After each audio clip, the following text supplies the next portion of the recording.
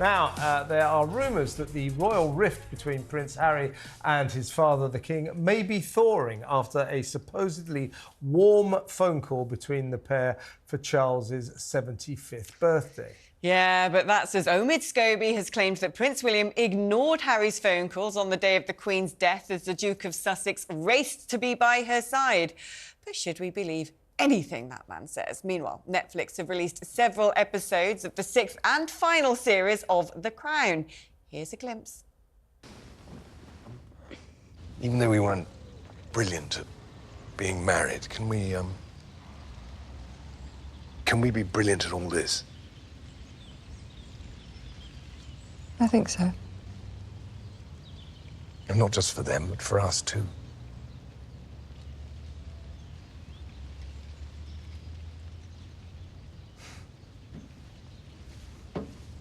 She didn't get to keep the man of her dreams, but the friend of her dreams.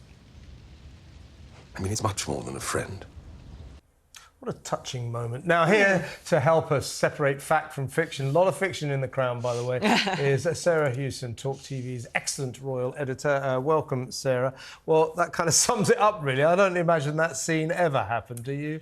Well, we do believe that actually, after the very, very difficult days and the War of the Waleses that have been played out in the media, in the time leading up to Diana's death, actually, there had been a bit of a thawing, talking about thawing of relations within the royal family, but a thawing of relations between her and Charles. And obviously, this is a fictionalised scene. No one knows the context of the conversations, but there might be a degree of truth in that. I think what that shows us, though, is how this season of The Crown is portraying Prince Charles, as he was then, in a pretty sympathetic light. He is cast as a sympathetic character in this, trying to have a relationship with his ex-wife, trying to do the best by his sons, and trying to persuade the Queen, after Diana's death, that she needed to respond to the calls of the nation to stand up and be seen. And what about other members of the royal family? Is it as kind to them as it is perhaps to Charles? No, I don't think it is, and particularly the portrayal by Imelda Staunton of the Queen. Look, she's a brilliant actress. Of course. But we have seen over previous series this harder version of the Queen compared to the original Claire Foy, who I think when you watched her, you forgot you were watching an actress portraying her. But as we've got closer to the current day, Imelda Staunton's version of the Queen is very devoid of emotion, pinched lips. She's quite hard, and they really go to town on this, her reluctance to be seen, to come out, to do that speech on the Buckingham Palace balcony, for example. Yeah, and Olivia Colman's portrayal, portrayed as a sort of virtual Harrodan, that ridiculous scene of making Margaret Thatcher walk across the moors and the hills by Balmoral in her sort of Sunday best. Absolute nonsense. Losing the humour. We know that the Queen had a really good sense of humour and a twinkle, and I feel that that's really missing. And I know these are difficult times, the death of Diana, but even the warmth with her grandsons, William and Harry, I didn't see that in this. No, lots of fiction in The Crown, but the fact of the matter right now is Omid Scobie. What is it? Omid Scobie. Omid Scobie's new book is out called Endgame.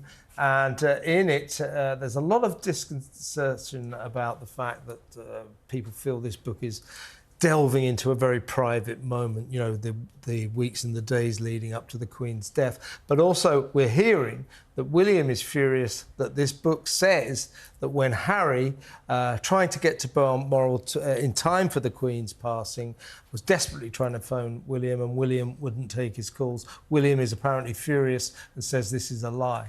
So this book, Endgame, by Omid Scobie, due out on the 28th of November, but there's been an excerpt of it published on the US website People, and in it, it talks about the day of the Queen's death, and that once Harry had been informed by his father that the Queen was in her final hours, he, according to Omid Scobie, was trying to get hold of his brother William to organise transport to get to Aberdeen, and that he was met with radio silence, that William just did not respond.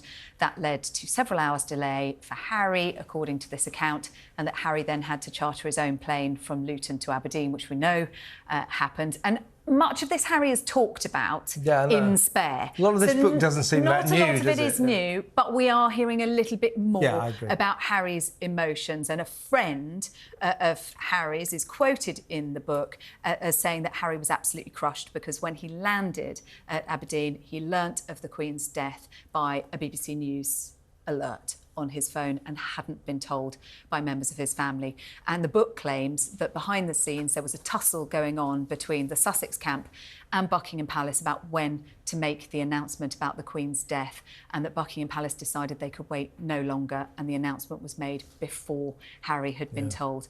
Look, we are getting one side of the story in this book. We're not going to hear from the royal family. No. I think it's very, very unlikely that they will comment on this. I mean, do you have any inside information about this truce call that's supposed to have happened and whether relations might be thawing despite this awful book coming Look, out? I think this is a really positive sign this week in terms of an olive branch, perhaps coming from California. Prince Harry reportedly calling his father on his birthday. Meghan, we're also told, spoke to the King, and a video message from Archie and Lilibet wishing their grandfather, singing happy birthday to him. That's nice. And suggestion that another call has been scheduled. I mean, it's a bizarre family when you have to schedule a call with your dad, isn't it? The King doesn't have a mobile phone. Yeah. So you do have to make an appointment. Why doesn't he have a mobile phone? It's Maybe life is 2023. easier without a mobile phone, Kevin, I don't know. But potentially step in the right direction. I think what it does highlight, though, when you see the claims in this book laid out, and, we don't know what's going on behind the scenes, but we do know things are tough. Whether or not there's a thawing between the King and Harry, but it looks a very different picture between Harry and William. Yeah, it seems to be plenty of people who don't mind spilling the beans. Yeah, I though, think to it's just a various sort of characters. slight shame that just as relations seem to be thawing, this book has upset the Yeah. apple cart again.